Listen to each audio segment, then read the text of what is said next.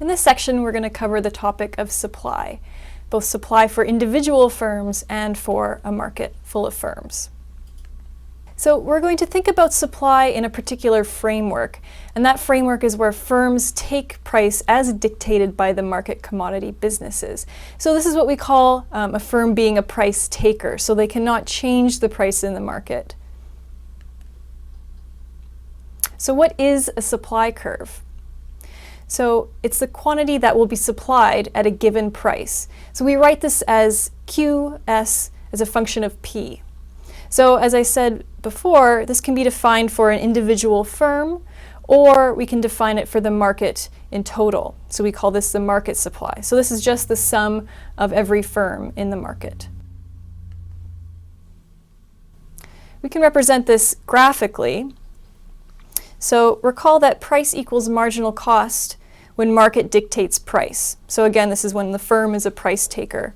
So typically we have this increasing marginal cost. Remember, as quantity increases, the cost also increases. And because we're in the situation where we have firms being price takers, we have this constant price of 300. So the firm, or the firm supply curve, which is the inverse supply curve in this situation, how we're writing it here, is just the marginal cost. So price equals marginal cost as a function of Q.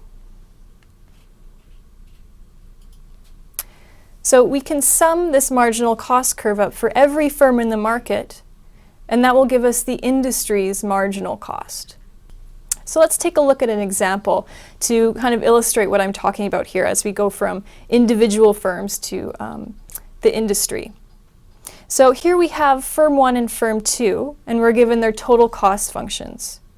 So the total cost for firm 1 is 100 plus 20 Q1 plus 0.5 Q1 squared. So the fixed cost for firm 1 is 100, and the remaining terms, because they are functions of Q, represent the variable cost for firm 1. Similarly, firm 2 has a fixed cost of 150, and the remaining terms are firm 2's variable cost. So the first thing we need to do to figure out what the supply curves are for both of these firms is calculate what the marginal cost equation will look like. So recall that marginal cost is just the derivative of total cost with respect to Q. So taking firm 1's total cost equation, we can represent marginal cost as 20 plus Q1, and we can rearrange that for Q. So we can write Q1 equals negative 20 plus marginal cost for firm 1. We can do the exact same thing for firm 2. So we're going to take the derivative of our total cost with respect to Q2 this time, because that's firm 2, and we'll just get 20 plus 2Q2. And again, we can rearrange this for Q2 as a function of marginal cost of firm 2. So now, what is the quantity or the total quantity supplied in the market? Well, we can simply sum up those two quantities we just calculated for. So Q total is going to equal Q1 plus Q2. So looking at firm 1 and firm 2's marginal cost, in terms of quantity equaling or being a function of marginal cost, we can just sum up Q1 plus Q2 on the left-hand side, and then that will equal negative 30 plus 3/2 marginal cost total.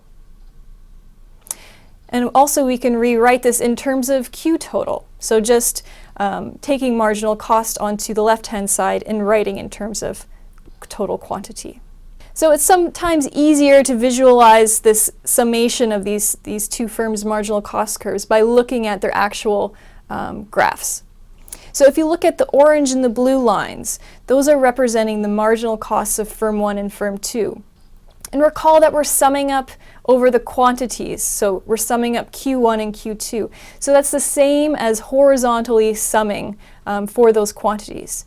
So take a look at that first point of our blue and orange lines.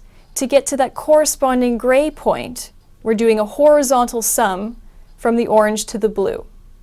So that whole gray line, that's our industry supply curve, or our marginal cost for the industry.